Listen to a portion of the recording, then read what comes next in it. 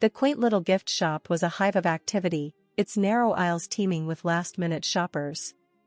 The air was thick with the scent of scented candles and fresh stationery. I was there too, meandering through the shelves, my eyes skimming over quirky mugs and vintage clocks, searching for a unique keepsake.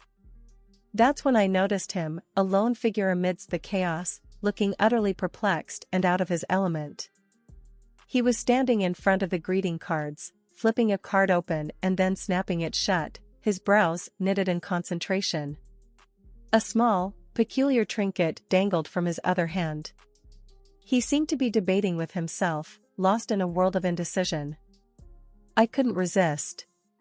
I took a few steps towards him and said, "Can't make up your mind?" He looked up, slightly startled by the intrusion. His eyes, a deep shade of brown, met mine, and for a moment, he seemed to forget his predicament. "Oh, hi. Yeah, I'm in a bit of a bind here." "I'm James," he said, offering a hand. "I'm Anna," I replied, shaking his hand. It was a firm handshake, confident yet inviting. "Nice to meet you, Anna. I'm on a mission to find the perfect birthday gift for my mom, but I seem to be circling around these two," he confessed, holding up the card and the trinket for me to see. The card was bright and colorful, with a humorous quip on the front. The trinket, on the other hand, was a small, intricately designed figurine, delicate and refined. I chuckled. "Well, they're quite different. What's your mom like? Maybe I can help you choose." James's face lit up with a grateful smile. "That would be amazing, thank you. My mom, she's incredible. She's got this sharp wit but also appreciates the finer things. She's been my rock, you know?" As he spoke about his mother, his respect and love for her were palpable. It was touching to see a son speak so fondly of his mother. "Well, it sounds like she's a woman of depth. How about we find something that celebrates both her sharp wit and her elegant taste?" I suggested. We spent the next few minutes discussing his mother's likes and dislikes, her hobbies, and her style. The more we talked, the more I realized how easy and natural it felt to converse with James. He had a way of making every topic interesting and every joke funnier. Eventually, we settled on a beautiful pendant that was both elegant and quirky. It was a small, silver piece with an intricate design, but the centerpiece was a tiny, whimsical figure that seemed to dance in the light. "Anna, you're a lifesaver. I would have been lost in here for hours without your help." "How can I thank you?" James said, his relief evident. "How about you save me from having to cook dinner tonight?" I joked, half hoping he'd take the bait. James's eyes twinkled with amusement. "Dinner it is. There's this cozy little Italian place I know." "How does that sound?" "It sounds perfect," I replied, my heart skipping a beat. We exchanged numbers and made plans to meet up for dinner. As I left the shop, the pendant securely in James's bag, I couldn't help but feel a flutter of excitement. In a sea of mundane days, this chance encounter felt like a breath of fresh air. The evening air was crisp, the kind that hinted at the end of summer and the start of something new. I stood outside James's parents' house, my palms sweaty, rehearsing my greeting. "Nice to meet you." I practiced under my breath, trying to sound confident, not realizing that no amount of rehearsal could prepare me for the Carters. James opened the door with that familiar, warm smile. "Ready?" he asked, sensing my nervousness. "As I'll ever be," I replied, trying to muster a smile. We stepped into the living room, and that's when I saw her, Mrs. Carter. She sat regally in her armchair, her cane resting against her leg, her eyes scrutinizing me like a hawk. Mr. Carter sat beside her, a silent, almost invisible presence. "Mom, Dad, this is Anna," James introduced. "Nice to meet you," I said, extending my hand. Mrs. Carter looked at my hand and then at me, her gaze piercing. "Sit, dear," she said, her voice firm, ignoring my hand. We sat, and an uncomfortable silence filled the room. I could feel Mrs. Carter's eyes on me, examining, judging. James seemed oblivious to the tension, or maybe he was just used to it. "So, Anna," Mrs. Carter began, her tone casual yet loaded. "James tells us you're an accountant. That must be interesting." "Yes, it's quite rewarding. I love working with numbers, finding solutions," I replied, trying to sound upbeat. She hummed, unimpressed. "And your parents, what do they do?" I explained, but with each answer, her questions grew more personal, more probing. It felt less like a conversation and more like an interrogation. James remained silent, his occasional attempts to change the subject quickly overridden by his mother's pointed questions. "Tell me, Anna, how much do you earn?" Mrs. Carter asked, her tone casual but her intent clear. I was taken aback. It wasn't a question you'd expect in a first meeting, and certainly not in such a straightforward manner. I glanced at James, hoping for some support, but he avoided my gaze. "It's a decent amount.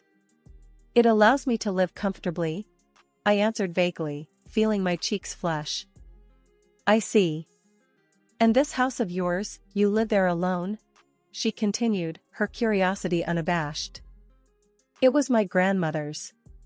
I inherited it," I replied, feeling more like I was in a job interview than meeting my boyfriend's parents. Mrs. Carter nodded, her expression unreadable. The rest of the evening passed in a blur of discomfort.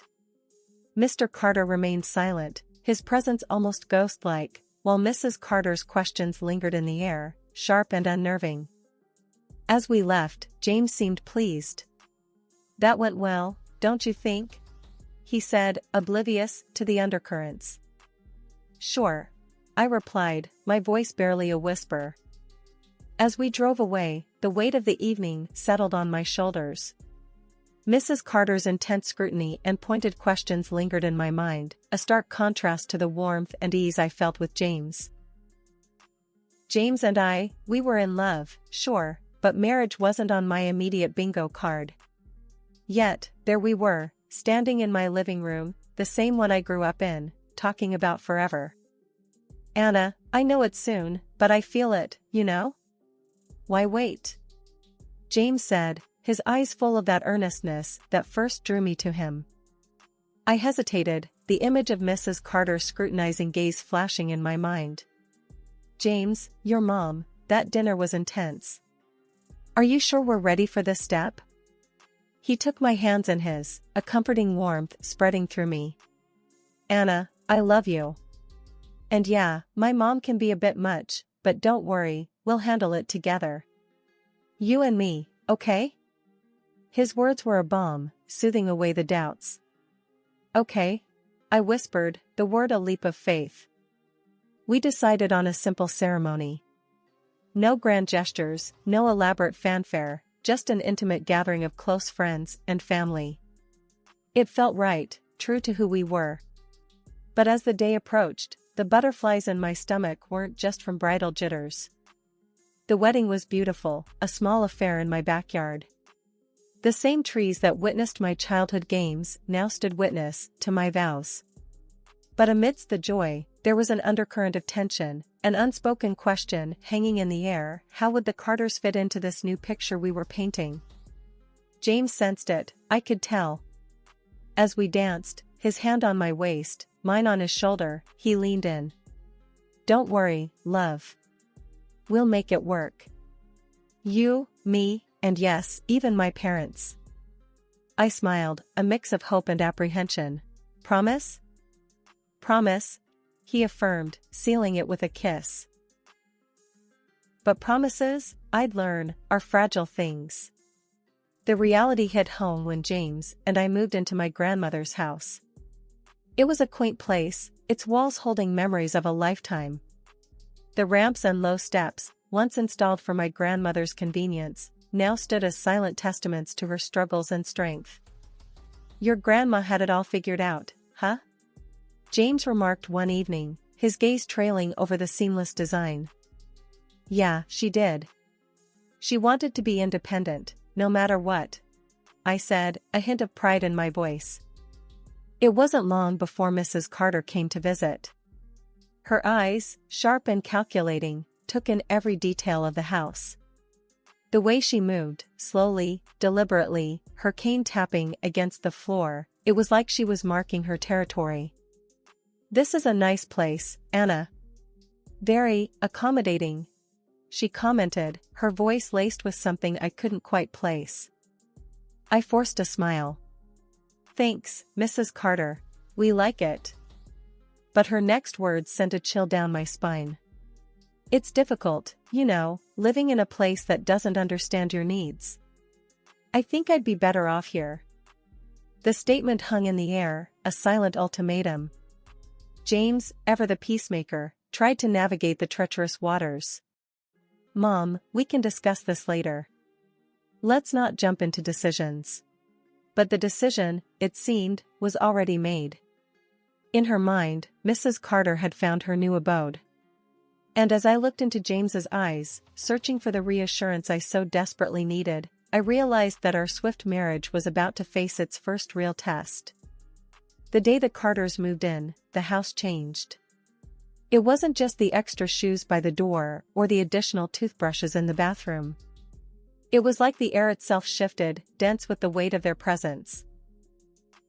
I was in the kitchen, trying to make sense of the chaos that had become my pantry, when Mrs. Carter hobbled in. Her cane clicked against the floor, a sound that was quickly becoming the soundtrack of my life. "Anna, dear, I was thinking," she started, her voice cutting through the silence. "This shelf is too high. I can't reach anything. You should rearrange it." I bit my lip, holding back a sigh. "Sure, Mrs. Carter. I'll take care of it. And another thing," she continued, oblivious to my growing frustration, "Mark and I should take the bedroom downstairs. It's just too much for me to climb up and down."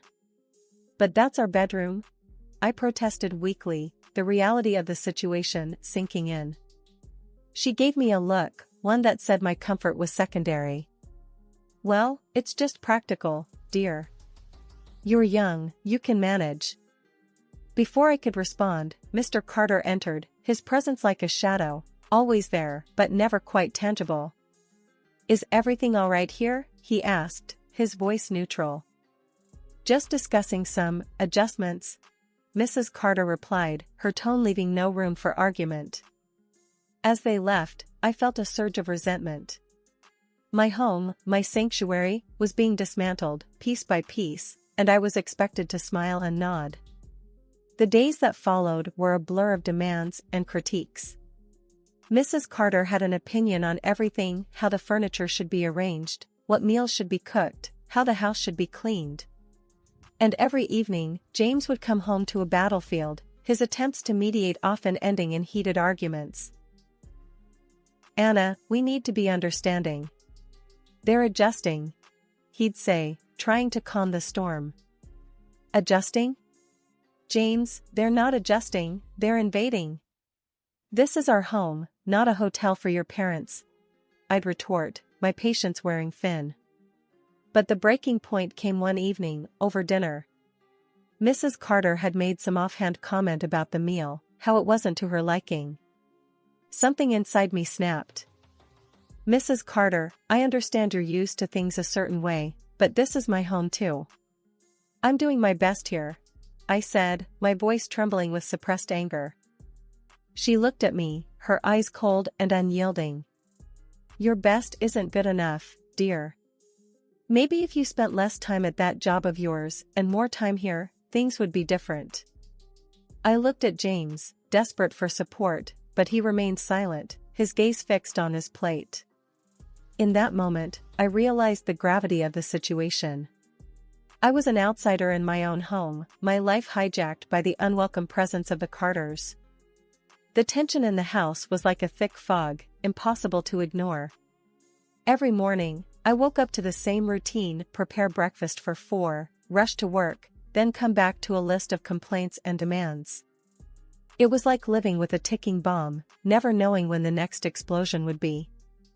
One evening, I was in the kitchen, trying to juggle preparing dinner and responding to a flurry of work emails when Mrs. Carter came in, her cane tapping a steady, irritating beat on the floor. "Anna, this kitchen is a mess.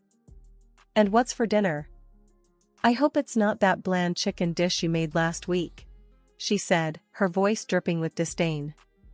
I clenched my jaw, fighting the urge to snap back. "I'm doing the best I can, Mrs. Carter. And it's pasta tonight." She sniffed, making it clear what she thought of my best. "You know, if you weren't so tied up with that job of yours, maybe you'd manage the house better."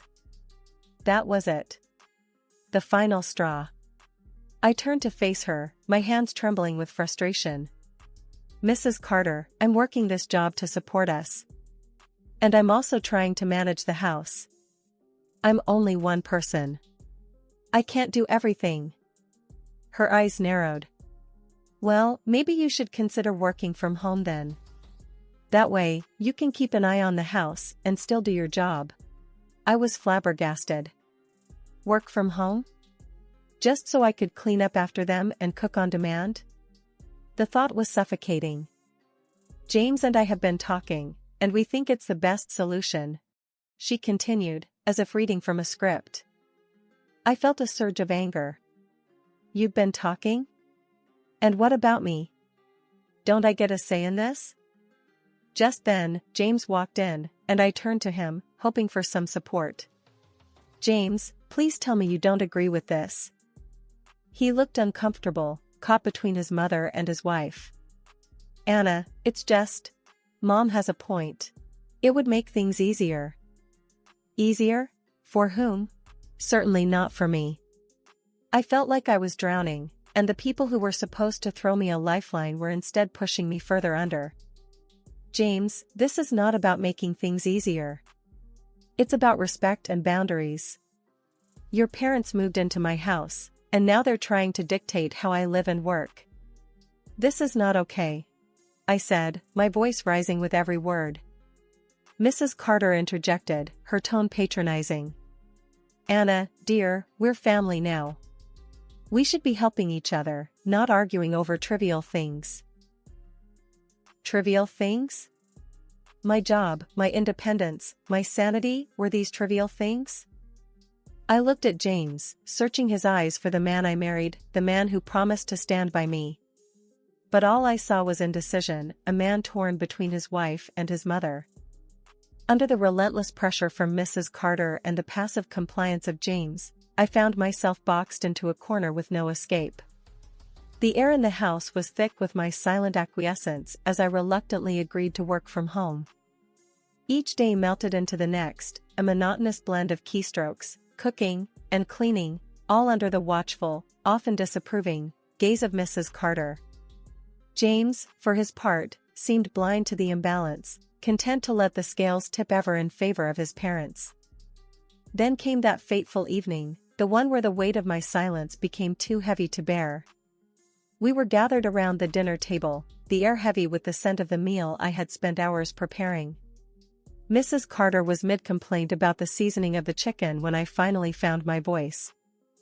"I'm tired," I said, the words falling from my lips like heavy stones. "I'm tired of trying to balance work and taking care of everyone's needs. Maybe it's time we considered living separately." The words hung in the air, a fragile bubble of hope destined to burst. Mrs. Carter paused, her fork mid-air, her eyes locking with mine. Then, to my utter disbelief, she nodded. "I agree," she said, her voice smooth as silk, her tone matter-of-fact. "This arrangement isn't ideal. But this house, it's so well equipped for our needs. So, Anna, it would make sense for you to find another place." The room spun, her words a gut punch that knocked the air from my lungs. I turned to James, desperate for him to intervene, to stand up for us, for our home. But the man I looked to for support merely echoed his mother's sentiment. "Mom's right, Anna. This house suits their needs.